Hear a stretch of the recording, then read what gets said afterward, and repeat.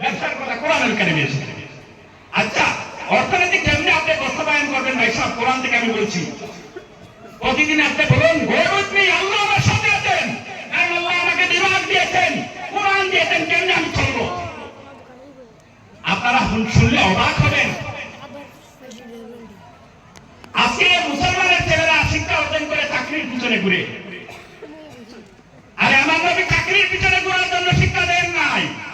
পৃথিবীর সব নবীরা ব্যবসা করেছেন, সাফল্য অর্জন করেছেন, আকাশ চুক্তি তাদের মর্যাদা হয়েছে শুধু ব্যবসা বাণিজ্যের মাধ্যমে। আরে চাকরি করার পরে মানুষ গোলামের মতো জিন্দেগি বছর করতে হয়, আর মানুষের সফলতা কি জিনিস তারা বুঝতেই পারে না। আমরা দুর্বল হয়ে যাই, শিক্ষা অর্জন করে চাকরির পিছনে ঘুরতে ঘুরতে সময় নষ্ট করে জীবন শেষ হয়ে যায়। নবীজি বলেছেন, শিক্ষা অর্জন করে যে কোরআনের শিক্ষা নিয়েছো, যাচাই করো ব্যবসার জন্য। তুমি একজন চাকরি করবা, ব্যবসা করলে শত যুবক তোমার করে এসে চাকরি করবে। সুবহানাল্লাহ, এটা ইসলাম শিক্ষা দেয়। কারণ আমরা যা চাই, নামাজ পড়ে আল্লাহর কাছে হাত উঠে বলো, ভাই সাহেব আল্লাহ তুমি আমাকে বরকত দাও, আমি কোরআনে শুনেছি ব্যবসায় বরকত রয়েছে, যান আল্লাহ পাক আপনার কথা শুনবে। কারণ পৃথিবীর একমাত্র আল্লাহ পাক বলছেন মুসলমানদের জন্য, আলাইহিসসালাহু বিকাফিন আবদা, আমি কি আমার গোলামের জন্য যথেষ্ট নয়? আল্লাহ কি আমাদের জন্য যথেষ্ট নয়?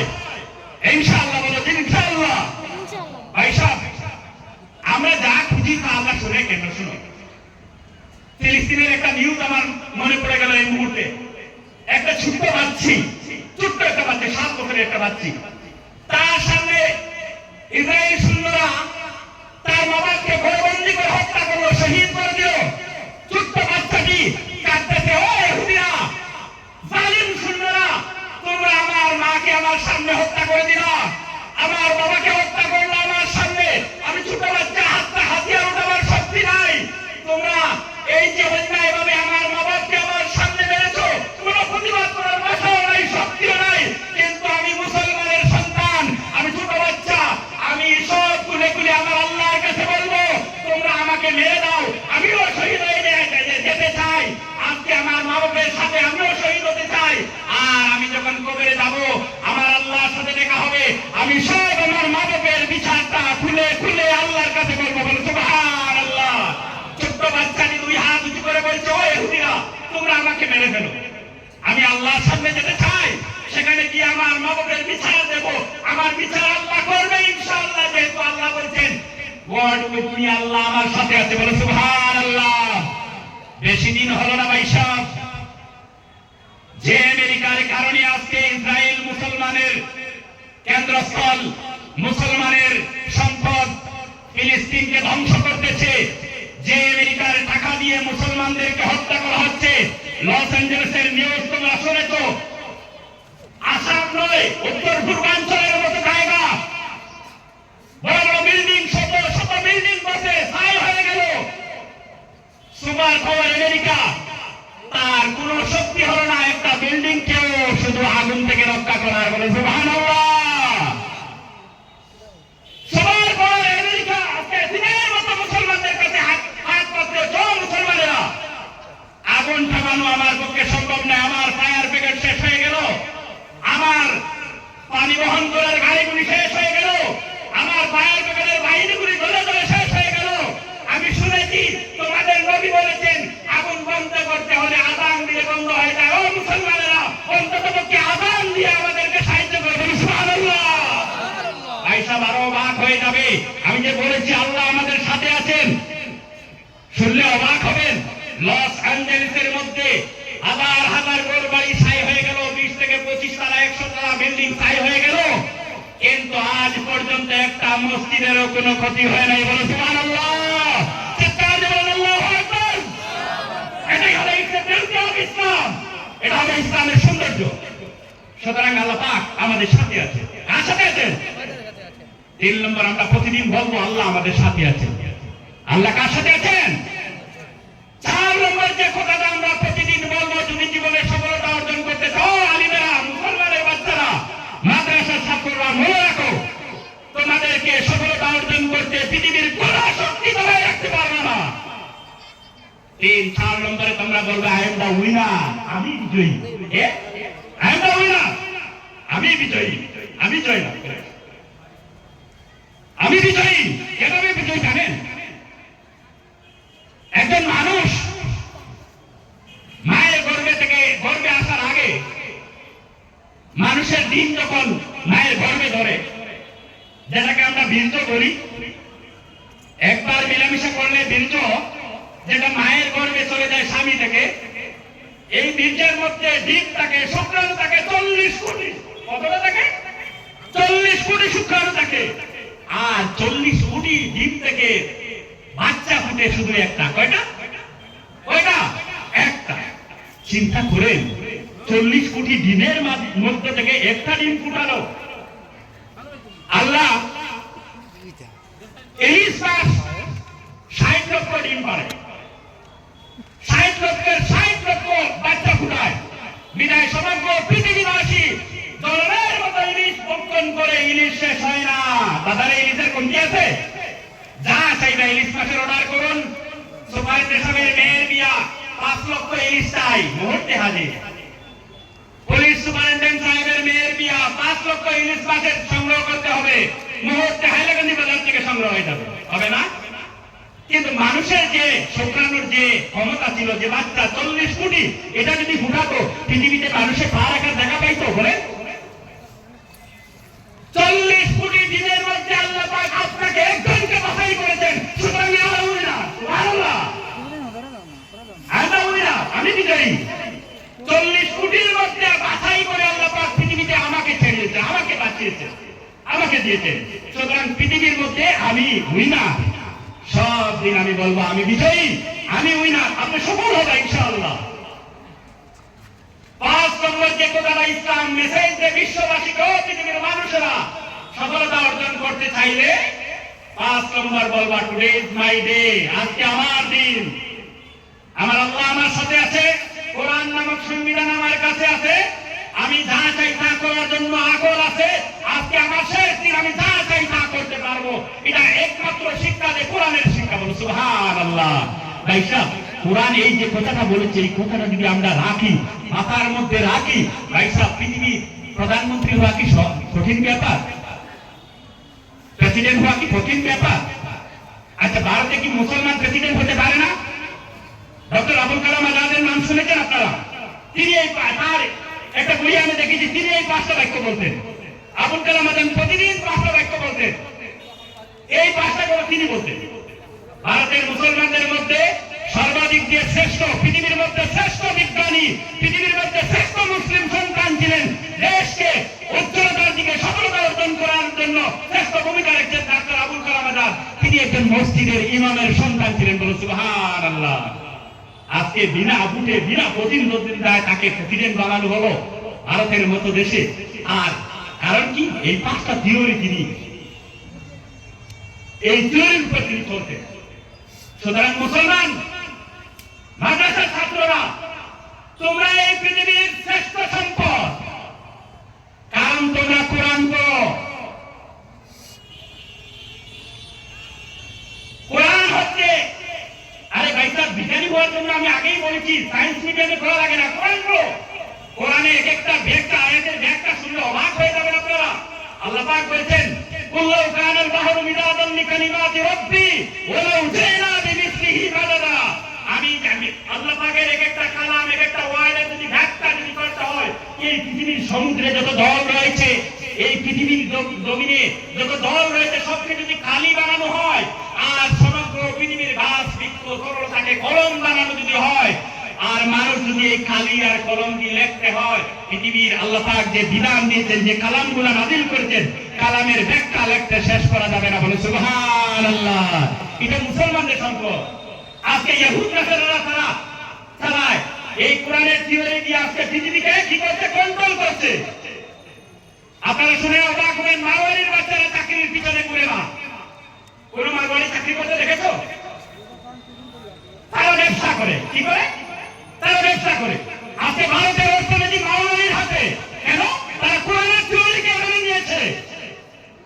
বিশ্বের অর্থনীতি ইহুদ নাসারার হাতে। আজকে ইসরায়েল কন্ট্রোল করছে সারা পৃথিবীকে।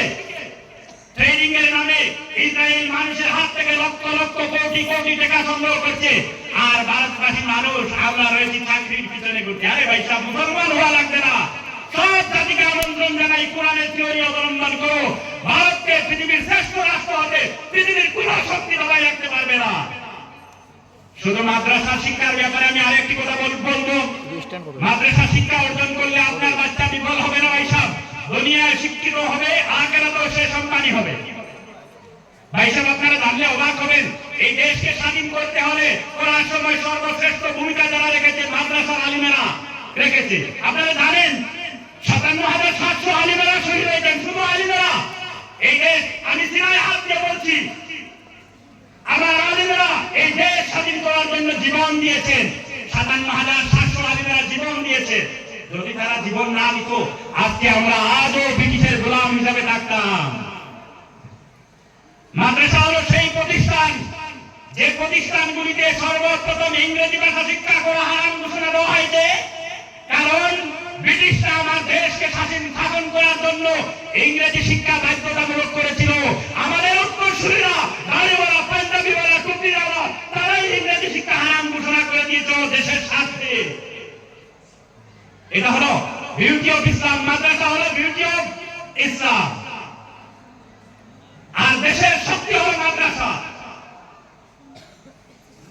মাদ্রাসা কেবলমাত্র প্রতিষ্ঠান যেখানে বলা হয় হুব্বুল ওয়াতান মিনাল ঈমান, সুবহানাল্লাহ বলুন। দেশের জন্য মহব্বত করা ঈমানের অঙ্গ। আমার মাদ্রাসায় শিক্ষা, বাচ্চাকে শিক্ষা দেওয়া হয়। পৃথিবীবাসী মানুষ শুনে রাখো, মাদ্রাসায় বলা হয়, ও পৃথিবীবাসী মানুষ, যদি দেশ রক্ষা করার জন্য যদি কোনো মানুষ মারা যায়, তাকে জান্নাতের দরজা খুলে দেওয়া বলে। সুবহানাল্লাহ। পৃথিবীর কোন ধর্মগ্রন্থে এভাবে বলা নাই যে দেশ স্বাধীন করার জন্য, দেশের জন্য যদি কেউ জীবন দেয় তোমাকে জান্নাতুল ফেরদৌস দেওয়া হবে। একমাত্র ইসলাম বলেছে তোমাকে জান্নাতুল ফেরদৌস দেওয়া হবে, বলে সুবহানাল্লাহ। সুতরাং ভাই সাহেব, আমরা কি চাই আমাদের বাচ্চাদেরকে মাদ্রাসা শিক্ষায় শিক্ষিত করতে? চাননি আপনারা? কারা কারা চান? দুই হাত উঁচু করে বলুন, মাদ্রাসা শিক্ষায় শিক্ষিত করতে চান? আলহামদুলিল্লাহ, আমরা চাই আমাদের বাচ্চাকে সুশিক্ষিত করার জন্য। ভাই সাহেব, আপনি মাদ্রাসা শিক্ষিত হওয়ার পরে আপনি ইমামতি করার প্রয়োজন নাই। আপনি গাড়ি চালান, আপনি ব্যবসা করুন, আপনি মাছ চাষ করুন, ধান চাষ করুন, বিজনেস করুন। আমার ইসলাম বলেছে। আমরা বুঝি নাই বলে হ্যাঁ করি। কোরআন কি শিক্ষা দেয় ভাই সাহেব? You have searched the internet also. Name of the great book of science. Answer is the Holy Quran. সবার হাতে অ্যান্ড্রয়েড মোবাইল আছে না? আপনি সার্চ করে দেখেন, পৃথিবীর মধ্যে বিজ্ঞানের শ্রেষ্ঠ বই কোনটি? গুগল করে দেবে, বিজ্ঞানের শ্রেষ্ঠ বই হলো কোরআনুল কারীম। সুবহানাল্লাহ। এটাই হলো আমাদের সম্পদ। ভাই সাহেব, আকল আল্লাহ পাক দিয়েছে, আপনারা জানলে অবাক হবেন। এই যে মোবাইল দিয়ে আজকে যদি আমি সার্চ করি, আমেরিকায় এই মুহূর্তে কি হচ্ছে আমরা দেখতে পাই না? জাপানে কি হচ্ছে, সৌদি আরবে কিভাবে হজ করছে, সব মুহূর্তে দেখতে পাই। কিসের মাধ্যমে? ইন্টারনেটের মাধ্যমে। কিসের মাধ্যমে? একটা ডাটা ফাইবার কেবল, আমার মনে পড়ে গেল, বলে দিচ্ছি, জ্ঞানার্থে বলে দিচ্ছি। একটা ডাটা ফাইবার কেবল সারা পৃথিবীকে কোনটা হাতের মুঠের মধ্যে নিয়ে এসেছে। 18,500 বর্গ কিলোমিটার লম্বা একটা ডাটা ফাইবার কেবল। ওই যে ওয়ার দেখছেন, ওই ওয়ারগুলোর মাধ্যমে মাছ যাতায়াত করে এখান থেকে Saudi, London, America, Britain, Japan, পৃথিবীর সব দেশে কানেক্টেড করে একটা ডাটা ফাইবার কেবল। সমুদ্রের নিচ দিয়ে, তলদেশ দিয়ে সমগ্র বিশ্বকে একত্রিত করেছে। এটার লম্বাই কত জানেন? 18,500 মাইল লম্বা একটা ডাটা ফাইবার কেবল। এটার মাধ্যমে ইন্টারনেট কানেক্টিভিটি পৃথিবীর সব দেশকে একত্রিত করেছে। এর মধ্যে রয়েছে 8টি মহাসাগর, 7টি মহাদেশ, 8টি মহাসাগর কানেক্টেড করে আপনি আজকে এশিয়া থেকে নিয়ে আমেরিকা, ইউরোপ, আমেরিকা সব জায়গায় কোন জায়গায় কিটা হচ্ছে আপনি সার্চ করে আপনার সামনে তুলে দেবে একটা ডাটা ফাইবার কেবলের মাধ্যমে। আমি আর বক্তব্যের মূল বিষয় হলো, আল্লাহ পাক আমাকে আকল নামক সম্পদ দিয়েছে। আল্লাহ পাক বলেছেন তোমাদেরকে আকল দিয়েছি। আমাদের ব্রেইনের মধ্যে কতটা ডাটা ফাইবার কেবল রয়েছে শুনলে অবাক হয়ে যাবেন। আজকের বিজ্ঞান বলেছে, 1400 বছর আগে কোরআন বলেছিল, আজকের বিজ্ঞান বলেছে মানুষের মাথার মধ্যে 40 কোটি ডাটা ফাইবার কেবল রয়েছে, রগ রয়েছে। বলো সুবহানাল্লাহ। এই যে ছোট মাথার মধ্যে কতটা রগ রয়েছে? 40 কোটি। 40 কোটি রগকে যদি সায়েন্সের ভাষায় বিজ্ঞানীরা বলছেন, এটাকে যদি লম্বা করা হয় 2 লক্ষ বর্গ কিলোমিটার হবে, 2 লক্ষ বর্গ কিলোমিটার।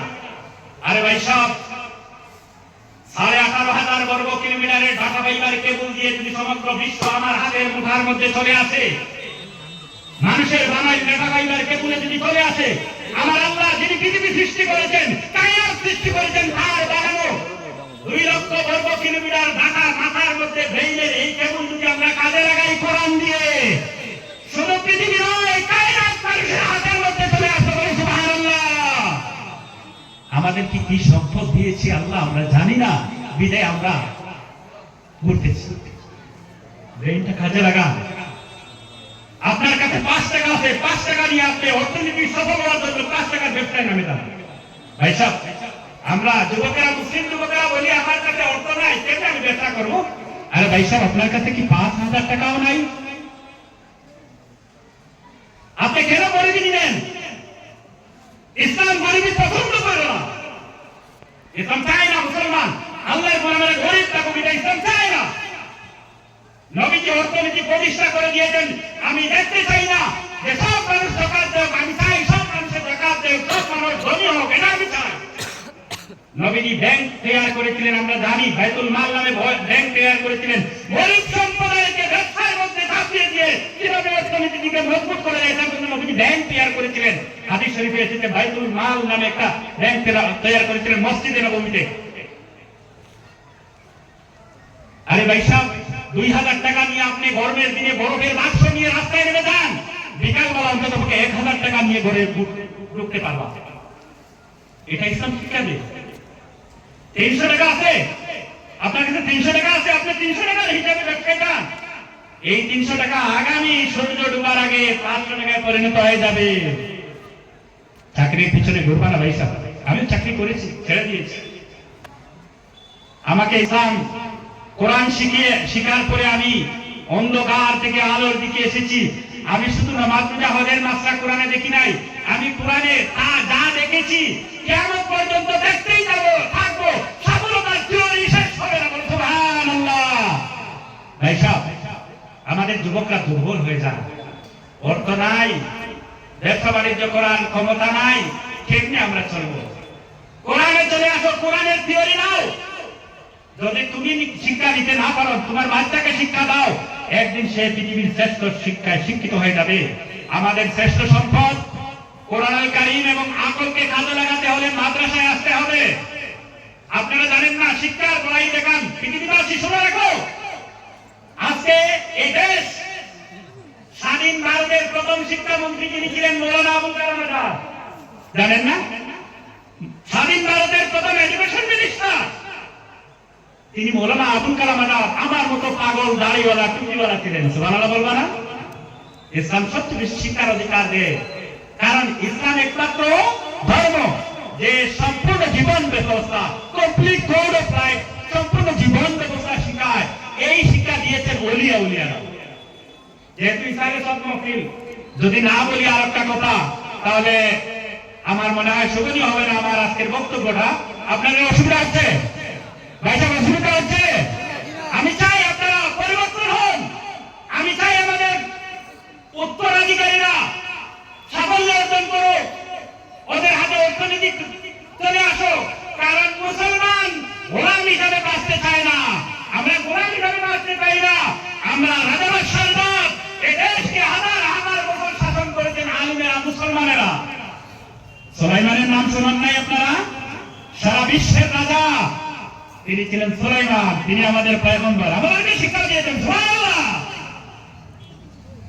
750 বছর মুসলমানেরা শাসন করেছেন, আলিমেরা সিংহাসনে বসেছেন। সুতরাং আমরা এমনি এইভাবে চলবো জীবনকে।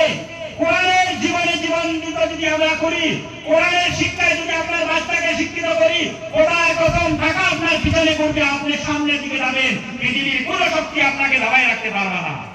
লস হয়েছে, তাহলে কি হয়েছে ভাই সব? এই আপনারা বুঝে না, ছাত্ররা তোমাদেরকে বলছি, ফেল, FAIL ফেল, একটা FAIL ফেল, ফেল শব্দ শোনার পরে আমরা হতবাক হয়ে যাই, আরে ফেল করে নিলাম, কি করলাম? ফেল, এটা FAIL ফেল অর্থ হলো ফার্স্ট অ্যাটেম্প ইন লার্নিং, শিক্ষার প্রথম ধাপ। আপনি ফেল করতে হবে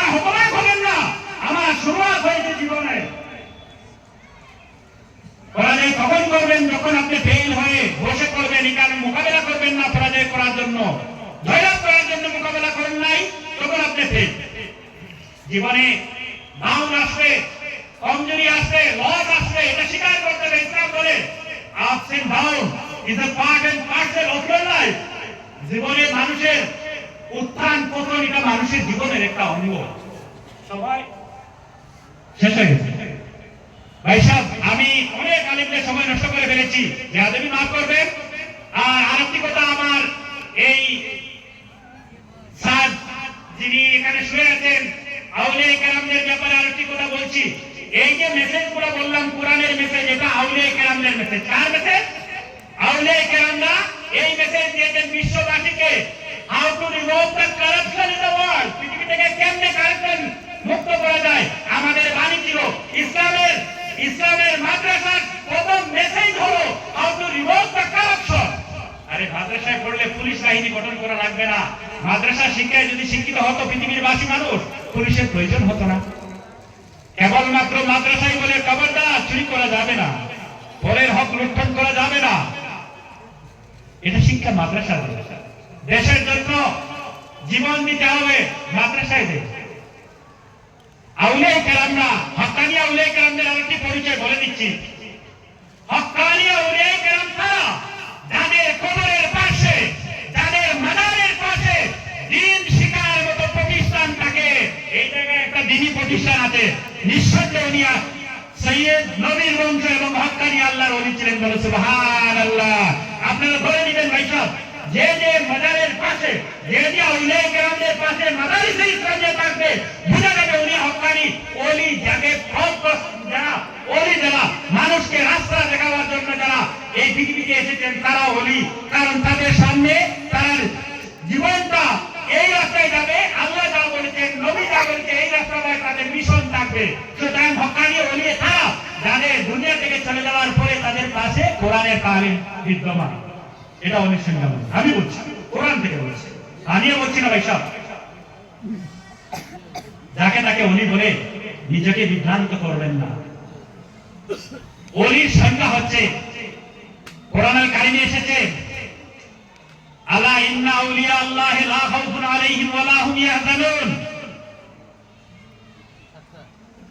আল্লাযীনা আমানু ওয়া কানু ইয়াত্তাকুন। এভাবে না, ওলি তারা। সর্বপ্রথম ওলির অর্থ, ওলি শব্দের ভিন্ন অর্থ রয়েছে। একটা অর্থ ওলি হলো দোস্ত, বন্ধু, আর একটা হলো রাহবার, রাস্তা যিনি দেখান। বন্ধু আপনি হতে পারেন।